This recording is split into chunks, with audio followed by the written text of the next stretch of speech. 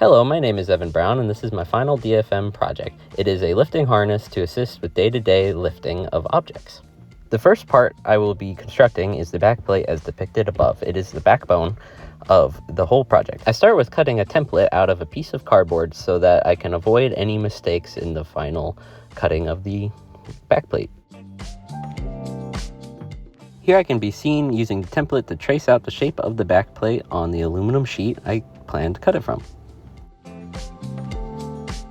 Once the rough cutout is complete, I clean it up with the bench grinder. To get the rectangular holes for the straps, I start with drilling a hole using a drill press. I chose aluminum for the backplate because it's lightweight but strong. To give their holes a rectangular shape, I use a scroll saw to finely cut out the little rectangle I want. I then use a file to clean up the rectangular holes to take them to their final dimension. As a last step, I give it a little pass with an orbital sander with 60 grit to give it a nice finish. Now it's time to make the hooks depicted above.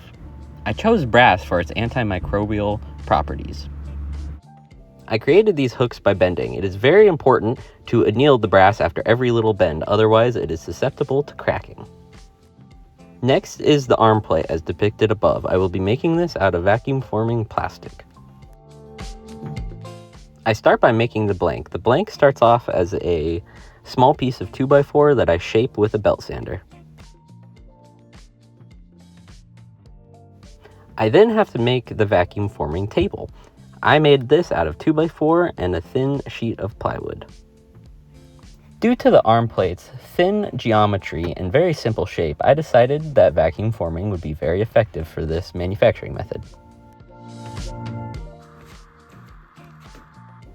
Here is my blank and I am placing it on the table, getting ready for vacuum forming. The vacuum table is connected to a shop vac. Here you can see that the oven is set to 315, and here's the plastic cooking.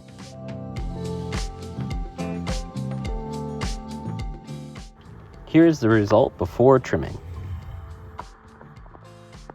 Here's the result after trimming. Here's me sewing the harness out of 1-inch nylon strapping. And finally, here is the final result. This is me wearing the harness. This is me picking up a 20-pound bucket of tools without the assist of the harness. And here I am now using the harness as assistance. As you see, it takes all the stress off my hands and puts it onto my back. This could be helpful for disabled people or people who lift a lot for their job. Thank you for watching.